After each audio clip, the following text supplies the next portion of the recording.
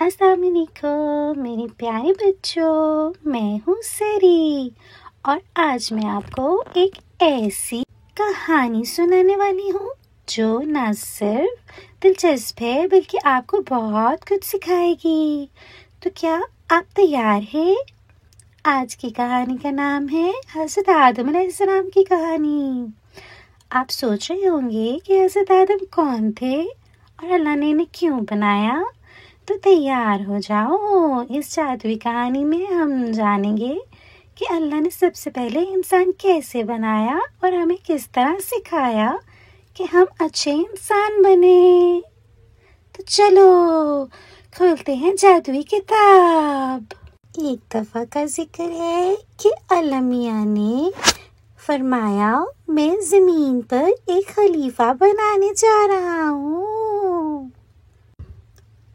یہ سن کے سب فرشتے حیرت سے کہنے لگے، یا اللہ، کیا آپ ایسی مخلوق پیدا کریں گے جو زمین پر فساد کرے، ایک دوسرے سے لڑائی جھگڑا کرے، جبکہ ہم تو آپ کی تسبیح کرتے ہیں اور آپ کی پاکی بیان کرتے ہیں۔ تو اللہ میاں نے فرمایا، میں وہ جانتا ہوں جو تم نہیں جانتے۔ پھر اللہ میاں نے حضرت آدم کو مٹی سے بنانا شروع کیا اور ان میں اپنی روح پھونکی۔ پھر جب حضرت آدم کی آنکھ کھلی تو اللہ میاں نے انہیں حکم دیا کہ وہ زمین اور آسمان کی تمام چیزوں کے نام یاد کریں۔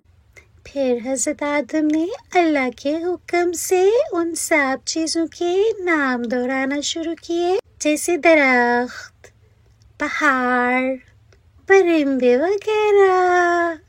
یہ سب سن کے فرشتے کہنے لگے، یا اللہ، ہم تو صرف وہی جانتے ہیں جو آپ نے ہمیں سکھایا۔ اس پر اللہ میاں نے فرمایا، دیکھو، آدم کو وہ علم دیا ہے جو تم نہیں جانتے۔ تو میرے پیارے بچوں، آپ نے دیکھا اللہ نے حضرت آدم کو مٹی سے بنایا اور انہیں علم عطا کیا۔ یہ ہمیں سکھاتا ہے کہ علم سب سے بڑی طاقت ہے اور ہمیں اسے اچھے کاموں میں استعمال کرنا چاہیے۔ اب اگلی کہانی میں ہم دیکھیں گے کہ فرشتوں نے حضرت آدم کو سجدہ کیسے کیا اور ابلیس نے کیوں انکار کیا۔ تب تک کے لیے اللہ حافظ۔ اگر آپ کو میری ویڈیوز پسند آ رہی ہیں تو میرے چینل کو لائک، شیئر اور سبسکرائب کرنا مت بھولیے۔ Thank you.